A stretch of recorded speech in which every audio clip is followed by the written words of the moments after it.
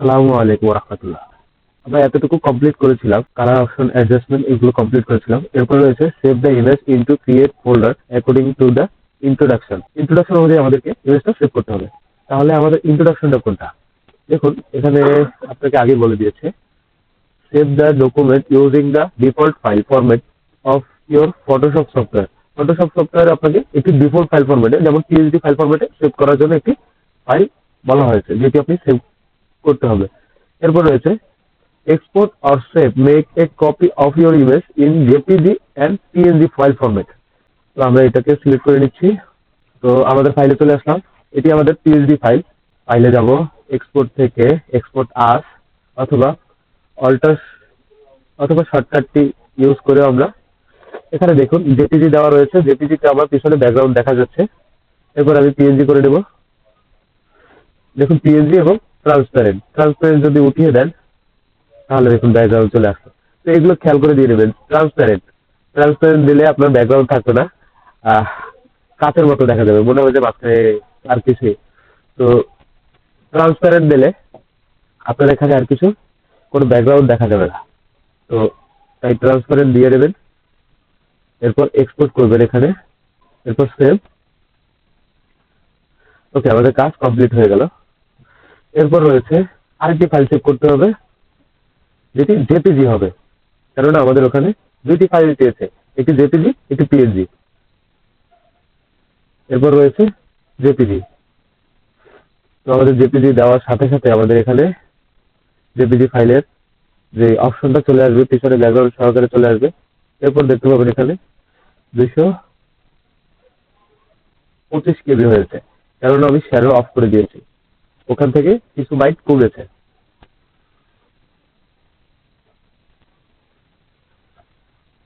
ওকে, আমার ফাইলটি সেভ হয়ে গেল। এরপর আমরা এটা কেটে দিতে পারি। ইয়েস ইয়েস দিলে আপনি যে চেঞ্জেসটা করছেন, তো তখন আপনার ওই চেঞ্জেসটা সাথে অ্যাড হয়ে যাবে।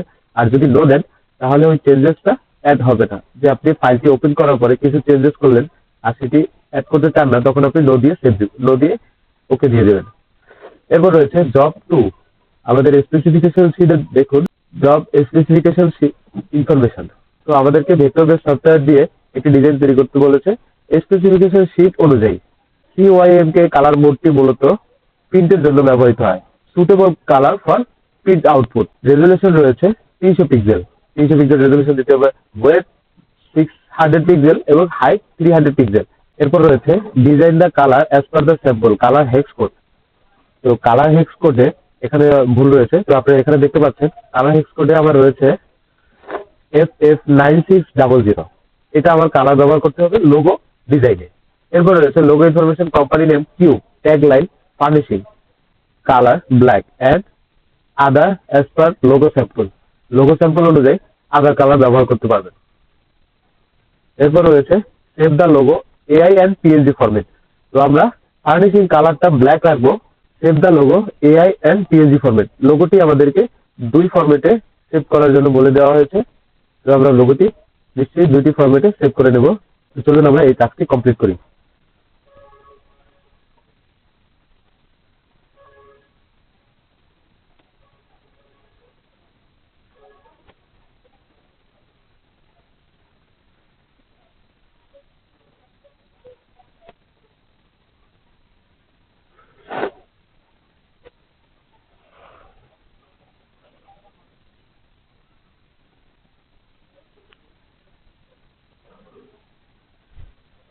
আমরা নতুন একটি ফাইল নিয়ে নেব।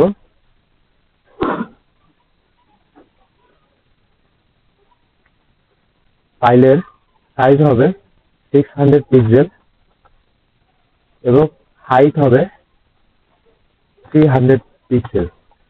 এরপর রেজুলেশন স্ক্রিন 72 পিক্সেল দেওয়া আছে, এখানে হাই করে নেব, 300 পিক্সেল করে নেব।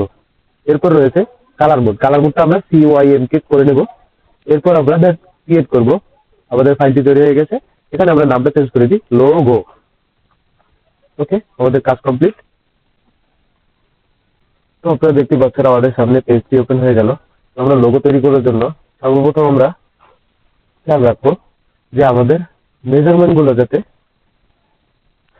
অ্যাকুরেট থাকে। ঠিক পলিগন টুল এঁকে নেব। এরপর লাইন সেগমেন্ট টুল নিয়ে এই পয়েন্ট থেকে এই পয়েন্টে টেনে নেব। এই যে দেখুন অ্যাঙ্কর পয়েন্ট ধরে নিয়েছে, অ্যাঙ্কর পয়েন্ট থেকে অপোজিট অ্যাঙ্কর পয়েন্টে টেনে নিলাম দুটি লাইন। এরপর এই অ্যাঙ্কর পয়েন্ট থেকে এই অ্যাঙ্কর পয়েন্ট পর্যন্ত আরেকটি লাইন টেনে নিলাম। এরপর আমি টোটালটা সিলেক্ট করে সেই বিল্ডার টুল নিয়ে দেখুন এটা টেনে দিলাম, এরপর এটা টেনে দিলাম, এরপর এই দুটো এক করে দিলাম। তো আমাদের শেপটি তৈরি হয়ে গেল। দেখতে পাচ্ছেন আমাদের কিউব তৈরি। এরপর আমি এই কিউবটিকে সি বানাবো। সি বানানোর জন্য আমার সর্বপ্রথম আমি এই কিউবটিকে একটি কপি করে নেব, যাতে করে পরবর্তীতে আমি কিউব তৈরি করতে পারি একই কিউবকে। আমি আরো দুটো কপি করে নিচ্ছি, কন্ট্রোল ডি দিয়ে ট্রান্সফর্ম করে আরো দুটো বানিয়ে নিয়েছি। এরপর কিউবটিকে ধরে নেব, সিজার টুল নিয়ে অ্যাঙ্কর পয়েন্ট ধরার পরে ক্লিক করব। এরপর অন্য একটি অ্যাঙ্কর পয়েন্টে ক্লিক করব। যদি আপনার ক্যানভাসে এভাবে অ্যাঙ্কর পয়েন্ট গুলো শো না করে, অথবা এই লাইন গুলো শো না করে, স্কেলিং গুলো শো না করে, তাহলে আপনি একটু কষ্ট করে দেখুন, এখানে আমি স্মার্ট গাইড নামে একটি অপশন আছে, এই গাইডটি অন করে দেবেন। দেখুন এটি যখন আমি অফ করে দিচ্ছি, আমার অ্যাঙ্কর পয়েন্ট শো করছে না। একটু খেয়াল করে, অ্যাঙ্কর পয়েন্ট গুলো শো করছে না, দেখতে পাচ্ছেন অ্যাঙ্কর পয়েন্ট রাখলে শো করছে না। এবং কাজটা আমি যখন স্মার্ট গাইড অন করে কাজটাটি অ্যাঙ্কর পয়েন্টের কাছে নিয়ে যাচ্ছি, তখন অ্যাঙ্কর পয়েন্ট গুলো শো করছে। তো আপনারা অবশ্যই স্মার্ট গাইডটি ওপেন করে নেবেন, অন করে নেবেন। অবশ্যই আপনারা স্মার্ট গাইডটি অন করে নেবেন। এরপর আমি এই লাইনটিকে সিলেক্ট করব, সিলেক্ট করে object path, offset path 10 pixel রয়েছে। তো আমরা 10 পিক্সেল থেকে 6 পিক্সেল করব, দেখি আমাদের শেপটা কতটুকু হয়। হ্যাঁ, আমরা 7 পিক্সেল রাখলাম, 6 পিক্সেল রাখলাম। এরপর ডিরেক্ট সিলেকশন টুল, এই পয়েন্টটি ধরে অপোজিট একবার পয়েন্টে দেখুন সাথে সাথে মিলিয়ে নিয়েছে। এরপর এই পয়েন্টটি ধরে একইভাবে এই যে দেখুন অ্যাঙ্কর পয়েন্টে ধরে নিয়েছে, এখানেও এইভাবেই। এরপর রয়েছে এই কর্নারটি, এরপর আপনি এই কর্নারটি এইভাবে দাগ ধরে টেনে নিয়ে যখন গোলাপি দাগটা থাকবে অথবা এই স্কেলের দাগটি থাকবে, ওই সময় আপনি এই অ্যাঙ্কর পয়েন্টের এই পাতটির সাথে মিলিয়ে দেবেন। হ্যাঁ, এবার আমার লাইনটি সোজা রয়েছে।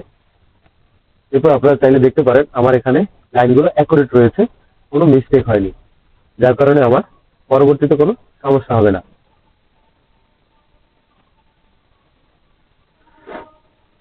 এরপর দেখুন আমি গোলাপি লাইনটিকে একটু টেনে এদিক সেদিক টেনে গোলাপি লাইনটিকে একত্র করে নিলাম। দেখুন আমাদের লাইনটি ধরে নিয়েছে যে এটা আমার সঠিক মাপে রয়েছে। এরপর চলুন, আমাদের সি কমপ্লিট, আমরা এটাকে ডিলিট করে দেব। এরপর সম্পূর্ণটাকে কালার করতে দেব FF9600, কালার করতে দিয়ে ইন্টার দিয়ে দেবো। দেখুন আমার কালারটি কমপ্লিট হয়ে গিয়েছে। এখান থেকে আমরা স্ট্রোকটি মাইনাস করে দেব। এরপর দেখুন আমাদের সি কিউবটি কমপ্লিট হয়ে গিয়েছে। একইভাবে আমরা এখানে ইউ তৈরি করব।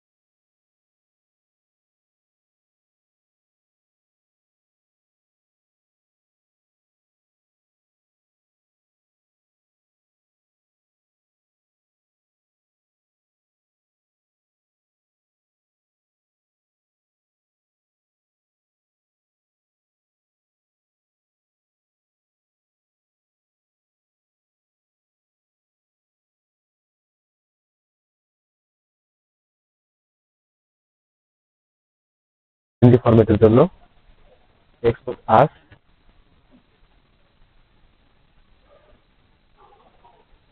PNG format select, use artboard,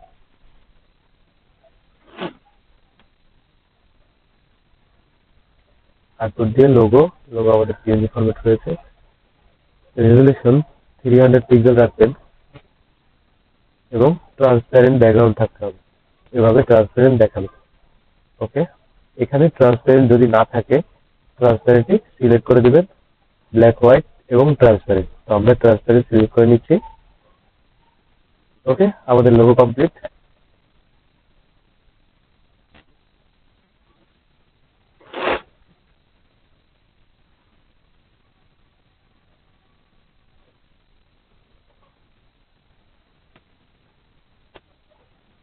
আমরা এটিকে ক্লোজ করে দিচ্ছি।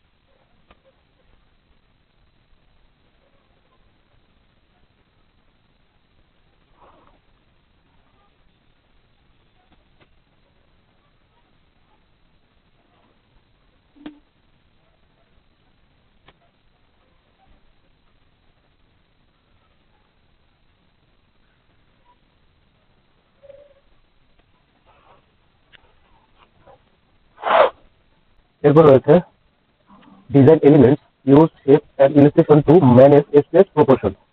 তো স্পেস অনুপাতে আমাদেরকে ম্যানেজ করে শেপ এন্ড ইলাস্ট্রেশন দিয়ে ডিজাইন তৈরি করতে হবে। এখানে ডিজাইনের এলিমেন্ট হচ্ছে শেপ ইউজ করতে পারবো এবং ইলাস্ট্রেশন ইউজ করতে পারবো। তো আমরা এখানে শেপ ইউজ করবো এবং ইলাস্ট্রেশন ইউজ করবো। তো চলুন আমরা ডিজাইনটি তৈরি করব। এরপর রয়েছে place the logo on front part, place the logo on the front part top left side you already create।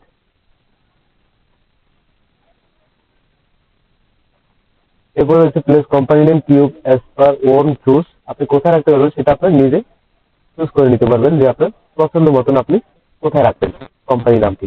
এরপর রয়েছে place address bottom left side. অ্যাড্রেসটি আপনাকে বটম লেফট সাইডে দিতে হবে। এরপর রয়েছে এগুলো আপনার যে ইনফরমেশন গুলো রয়েছে সেই অ্যাড্রেস এবং ইনফরমেশন সেগুলো। Icon, prepare social media, Facebook, LinkedIn, WhatsApp, contact, mail and location, এগুলো আপনাকে প্রিপেয়ার করে নিতে হবে, কারণ এখানে আপনার সবগুলি দেওয়া আছে। প্রত্যেকটার জন্য লোগো ব্যবহার করতে হবে। আইকন ব্যবহার করে আপনাকে অ্যারেঞ্জ করে দিতে হবে। এরপর রয়েছে আমরা আইকনও ব্যবহার করব। এরপর রয়েছে image use the retouch furniture. তো আমাদেরকে রিটাচ করা ফার্নিচারটি ইমেজ ব্যবহার করতে হবে। এরপর রয়েছে ফন্ট সাইজ। ফন্ট সাইজ হচ্ছে সেন্সিটিভ সাইজ 18 পিটি। আমাদেরকে ফন্ট রাখতে হবে সেন্সিটিভ এবং সাইজ রাখতে হবে 18 পিটি, এটা অবশ্যই রাখতে হবে। এরপরে রয়েছে maintain safe margin as per the standard. আপনাকে মেইনটেইন করতে হবে সেফ মার্জিন। তো সেফ মার্জিন বলতে কি বলছি, আমাদের ডিজাইনের লেআউটটি বাইরে যাবে কিন্তু আমাদের ডিজাইনের কোনো লেখা অথবা কোনো লোগো ডিজাইনের বাইরে যাবে না। আমরা সেফ মার্জিন নিয়ে নেব। এই ডিজাইনটি কমপ্লিট করার প্রথমে আমাদেরকে জেনে নিতে হবে C4 এনভেলপের মাপ কি কত এবং C4 এনভেলপটা কি। ওকে, আমরা চলুন জেনে নিই C4 এনভেলপের মাপ কি কত এবং C4 এনভেলপ কি। আপনাদের জন্য একটি এখানে আপনারা দেখতে পাচ্ছেন C4 এনভেলপ। C4 এনভেলপের এখান থেকে প্রথমে সাইজ এবং গাইড লোগোটি ওপেন করে এনভেলপ। এখানে দেখুন A4 পেপার আমাদের লোগো আনফোল্ডেড হয়ে গেল।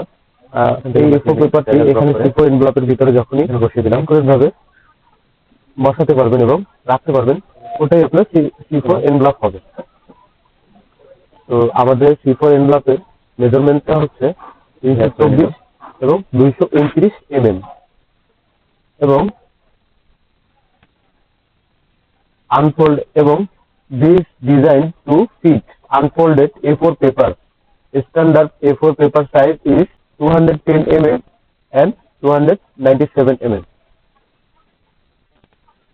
অবশ্যই আপনারা বুঝতে পেরেছেন C4 এনভেলপটা কি। চলুন আমরা এই মেজারমেন্ট দিয়ে একটি ফাইল তৈরি করে নিই এবং আমরা SKC প্রথমে তৈরি করব। এরপর প্রথমে আমরা একটি রেক্টেঙ্গল নিয়ে নেব যার সাইজ C4 এনভেলপের সাইজ হবে। তো C4 এনভেলপের সাইজ হচ্ছে 324 পিক্সেল এন্ড 229 পিক্সেল। ওকে,